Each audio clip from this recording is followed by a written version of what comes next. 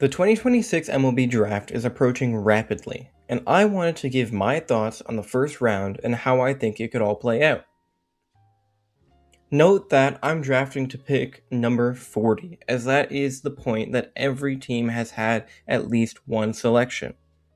I am also basing these picks off of organizational need, what scouts believe in these players, and some patterns that organizations have shown over the previous years in drafts. Without further ado, let's get into it.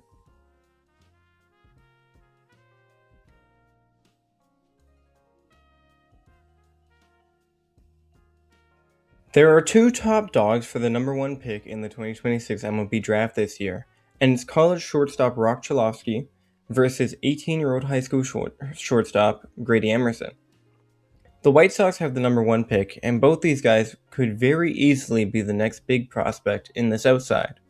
But there are two large factors swaying me one way. The White Sox have the third largest bonus pool of money going into this draft, which does make me believe that the pick is going to be one of these two players who are going to be asking for a large amount of money. When drafting talent, the White Sox have also seemed to lean towards good fielders, especially when it comes to infielders. All this to say, the first overall pick of the 2026 MLB Draft will be Grady Emerson. Grady is considered to be an all-around player and great defender, and the White Sox have drafted a lot of high school players over the past few years. I also think they can save a little money with Grady and use that money early on in the second round. Congrats, Grady. The Tampa Bay Rays have the second overall pick, and if you know anything about the Rays, you know they love athletes. And Rock Chalofsky is one hell of an athlete. But unfortunately, I don't think the Rays are going to want to pay the price tag that I think Rock will want. I'm somewhat going against the grain with this pick because I feel as though the Rays are really going to love Jacob Lombard. 55 hit, 60 power, 65 run, 50 arm, 50 field. Lombard is considered to be a very good defender at the shortstop position, something the Rays really value, with his speed being a big part of his game. It also helps that he's a Florida kid, growing up in Miami and being drafted out of a Miami high school. I think Lombard won't cost as much as Rock at the number 2 pick, and the Rays will just love him more as a player, which is crazy to say, but they're the Rays, so it may be true. The Minnesota Twins have the third overall pick, and there is no way Rock Chalofsky is allowed to fall any further than this. The Twins will select the UCLA star with the third overall pick. Now, I was somewhat considering Jackson Flora for the Twins, seeing as they have a lot of high-ranking position player prospects, and not that many pitchers, but Rock is just way too hard to pass up, especially for a Twins team whose ownership wants to win while having the 5th highest bonus pool money for this year's draft. Rock could easily be an impact player by 2028, maybe even next year, and the Twins are looking for all the impact players they can get. I mean, a 1.088 OPS and 21 taters is pretty impactful, no? There's just no way Rock falls any lower than this pick in the draft.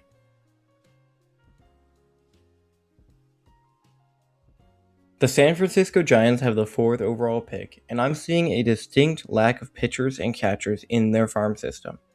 However, the last time the Giants drafted any pitcher in the first round, it was Reggie Crawford in 2022, which, no offense to Reggie Crawford, but I have never heard of bro in my life.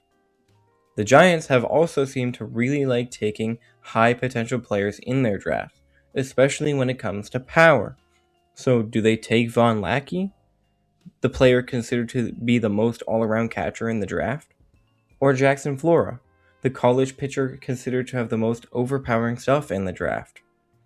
I think it's going to be Jackson Flora. The last time the Giants drafted a catcher was in 2020 when they took Patrick Bailey. Teams are always very hesitant to draft catchers with high upside because more often than not, they don't exactly pan out. I mean, if I asked you, would you draft Adley Rutschman or Bobby Witt Jr. right now, you would say Bobby. It's just more rewarding to go with a more athletic player. For all of these reasons, I do think Jackson Flora is a giant by the end of the draft. They'll love his power, fastball, and slider combo, and he will easily become the best pitcher in their system overnight. An 1.06 ERA in 102 innings pitched with 133 strikeouts is pretty hard to pass up on if I do say so myself.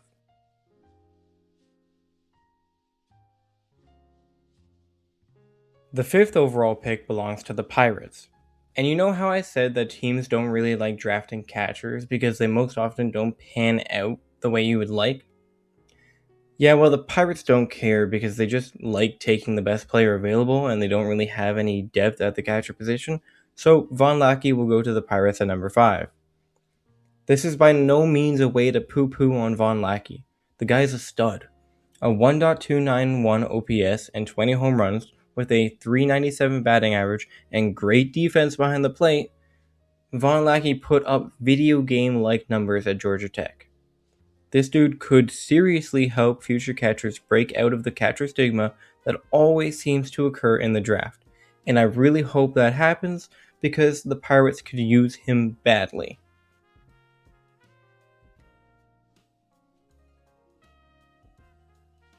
The Kansas City Royals have the 6th overall pick, and they have a weird draft history.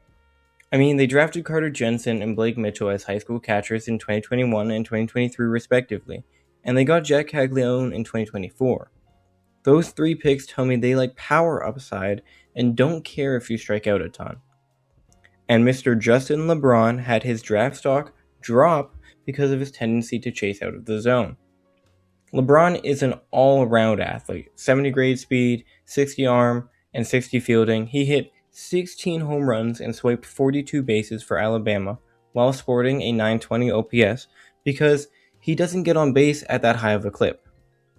Regardless of this, LeBron has a very high ceiling, and if they can pair him and Bobby Witt Jr. up the middle for the foreseeable future, they could be one hell of a powerhouse in the AL Central.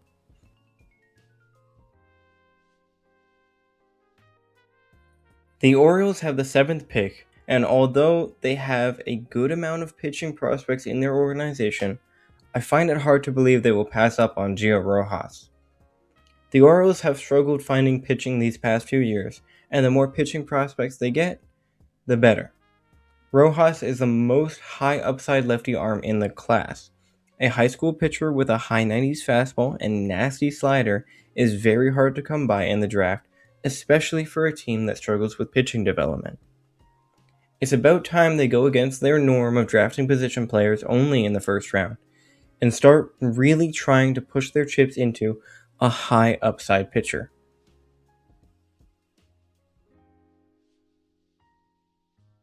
The number 8 pick goes to the Athletics, who have had some very good success with college bats and Nick Kurtz and Jacob Wilson both making it to the major leagues extremely quickly. But there is just something about Eric Booth Jr. that makes me feel as though he would be such a good athletic. He has the raw athleticism and talent at such a young age to be a superstar in the future, and with the A's top prospects being mostly pitchers, I think they're pretty set for the immediate future.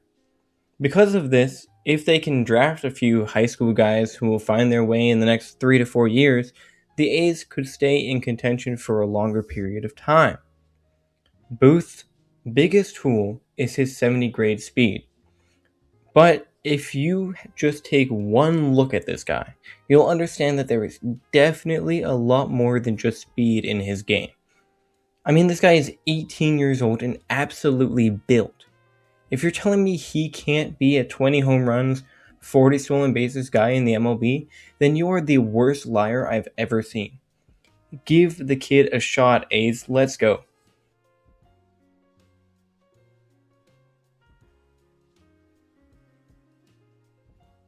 The 9th pick in the 2026 draft goes to the Braves, and I think they take Tyler Bell. Bell did tear his labrum, which is most likely going to require surgery to fix, but he has all the makings of a 5-tool player. Switch hitting shortstop, scouts believe he can stick at the position easily while being able to hit 20 homers a year once he learns to lift the ball in the air more. This guy is extremely versatile being a switch hitter, and still had a 1.119 OPS for Kentucky despite his shoulder injury. A gritty player for a team who is looking to find a long-term option at short, he's gonna be a Brave.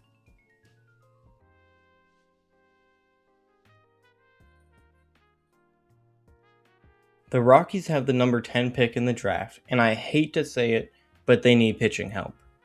Cameron Fluke is ranked as the number 15 draft prospect by MLB Pipeline and has a mid to high 90s fastball with ride and 2 nasty breaking balls. We all know it's very hard to be a successful pitcher in Coors Field. The altitude makes it so pitches move less and therefore makes it easier to hit them. However, what Fluke has in his arsenal could very well be able to work in a Rockies uniform. A high-velocity riding fastball with a slider to play off of it has proven to have some form of success in high altitude, although it is still not the best. At the end of the day, the Rockies have new management and are trying to become better, and the best way to improve for them right now is to do their best to develop pitchers that work in Coors Field. Fluke is a tenacious player who could definitely be up to the challenge, especially when he fills out his 6'6" frame a bit, adding more velo in the process.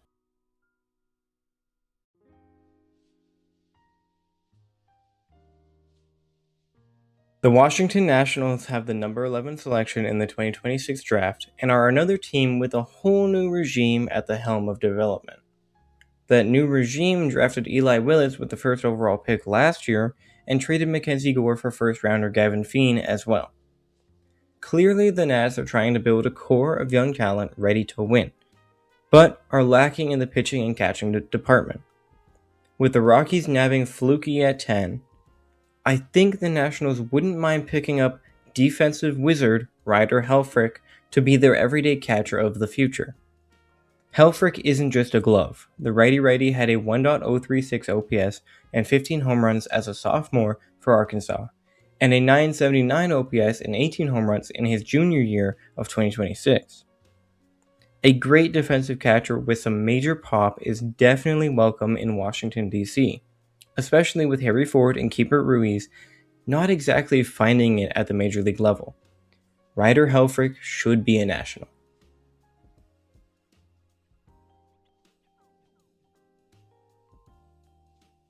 The Los Angeles Angels draft strategy seems to be picking a college player who's going to be in the major leagues next year because they force them to move up to the next level too quickly. Zach Neto, Nolan Schanuel, Christian Moore, Ryan Johnson. These are all guys who were rushed to the majors. Some have had success, others not so much. So the Angels are going to pick the guy who is going to rise through the minor leagues levels quickly. I think that's where they select Hunter Dietz. The left-handed college pitcher had a 3.57 ERA in 85 innings pitched, with 131 strikeouts and a very impressive 13.8 strikeouts per 9 innings for Arkansas. I think Dietz can progress through the minors quickly because of the pitches he possesses. His fastball operates in the mid-90s with carry, while he can spin a high 80s cutter, mid-80s slider, and low 80s curveball really well. His changeup isn't much of a player in his arsenal, but worst case scenario, if the Angels draft Dietz, he will come up in 2027 as an impressive bullpen arm.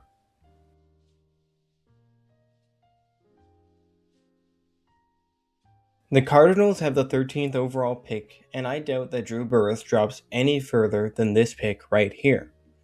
Burress is ranked as the 7th overall draft prospect by MLB Pipeline, but I do think the Cardinals is the right spot for Burress to go based on the different teams' draft philosophies and needs. The Cardinals have a lack of outfield prospects in their system, which is a need Drew Burress can help fill for their organization. Burress also just seems to be one of the best all-around players in the draft, with his grades being a 55 hit, 60 power, 55 run, 60 arm, and 55 fielding.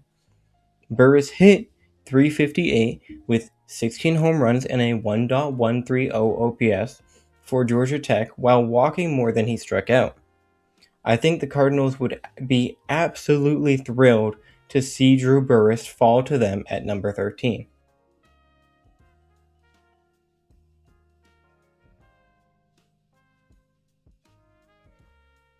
The Miami Marlins have the 14th selection in the 2028 MLB Draft, and they don't really have a pattern in what type of players they like to draft early on. Organizationally, they need infielders, and when it comes to infielders, the Marlins like guys who play good defense. So although he's further down the draft board, I think the Marlins are going to draft high school shortstop Aiden Ruiz. Ruiz is considered by some scouts to be the best defensive shortstop in the draft class, with his glove being ahead of his bat in skill set as of now. He is a switch hitter and makes a lot of contact, but the pop just hasn't been there yet. The majority of the Marlins' top prospects are also older guys, so some youth in the organization, as well as giving Ruiz some time to develop, could benefit everyone in this situation.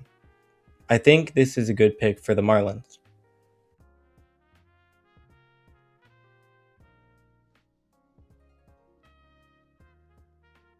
The Arizona Diamondbacks have the 15th overall pick in this draft, and it is so clear that they love drafting short guys who play the outfield. I don't know what it is about the Diamondbacks, but they absolutely love little outfielders. But the fact of the matter is, they have no pitching. So at what point do they say, we have to start drafting pitchers? They have to start in the 2026 draft with Liam Peterson. Peterson is a college right-handed pitcher who is more of a trust the stuff kind of guy instead of the results. In 2026, he had a 4.59 ERA in 84 innings with 111 strikeouts.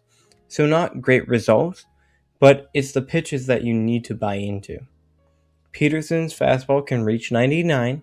He also features a mid-80s slider, which is a very solid pitch, with his 12-6 hammer curve also being considered a very good pitch. His changeup has improved, but isn't by any means a large part of his arsenal. The D-backs need good pitching coming out of this draft if they want to improve their farm system, and Peterson can certainly help with that. He also kind of looks like Trevor May, so that's kind of fun. The Texas Rangers have a lot of pitchers in their system and could definitely use a few position players to balance it all out. They like putting athletes out in their outfield, and that's exactly what I think they're going to do when they draft Derek Curiel 16th overall. The LSU sophomore is a bat-to-ball kind of guy more than a power guy, batting .353 in his sophomore year with only 6 home runs and a .957 OPS. Curiel is a very good defender and gets compared to a young Christian Yelich. Curiel has a high floor with maybe not as high of a ceiling, but there is no shame in picking a guy like that at number 16. This would be a very nice pickup for the Rangers.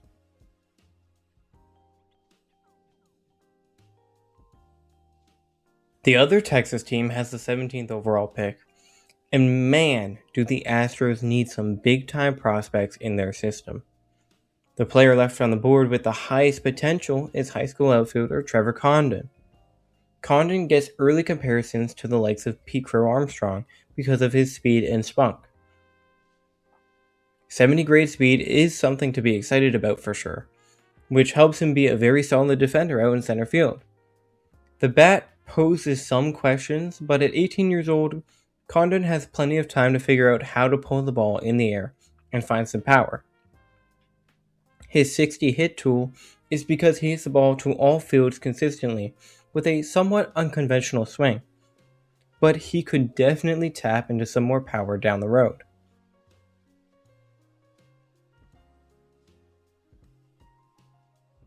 The Cincinnati Reds have the 18th pick in the draft, and I think this is where one of the most interesting prospects in the draft goes. Jared Grindlinger is a 17-year-old two-way prospect who is a much better pitcher than outfielder. The southpaw has touched 96 miles per hour with his heater, has a low 80s kick changeup, and 2 different kinds of sliders. He's one of the most interesting prospects in the draft because of how young he is. Born in 2009, Grindlinger is one of the youngest draft-eligible players in 2026, giving teams plenty of time to develop him once he's in their system. The Reds have been extremely good at developing pitchers and have drafted two-way players in the past, the most famous example being Hunter Greene in 2017. Who knows if they will allow Grindlinger to be a two-way player in the minor leagues, but I do know the Reds are one of the best teams to take a chance on the kid because of how good they are at developing young pitching talent. Grindlinger would be in good hands at number 18.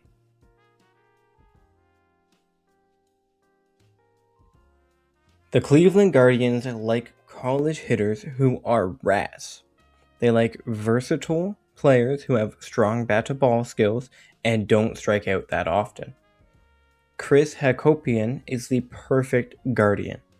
Although he's not the strongest infielder and could be a candidate to move to the outfield later on in his career, Hakopian is a strong contact hitter with at least average power.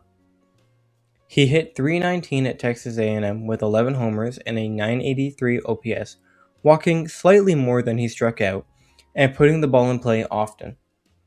Scouts believe his hitting ability and strike zone judgment to be among the best in the class, which reminds me of one Travis Bazzana, whom the Guardians took with the first overall pick 2 years ago.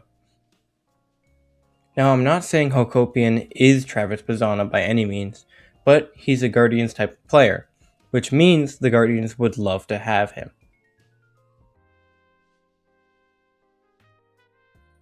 The Boston Red Sox have the 20th pick in the draft, and their farm system is very diverse. However, in the early rounds of the draft for the past few years, they have heavily focused college players. So this is where Ace Reese is selected. The best college bat still left on the board, the Mississippi third baseman, is a bat-first guy. He had a 1.152 OPS with 24 home runs and a .336 batting average in the SEC this year. There are some swing decision concerns from scouts, but the main concerns are from his athletic abilities. Reese isn't the quickest or most nimble at the hot corner, which is not great, and some scouts believe he may have to play first or left field in the future. The Red Sox will be getting an extremely high upside bat at number 20 with Ace Reese. And with that, the first 20 picks of the mock draft are complete. I'll have the 21 through 40 picks video out shortly. If you enjoyed, please consider subscribing and liking the video. This has been a lot of fun so far, although time consuming. As always, have a good day.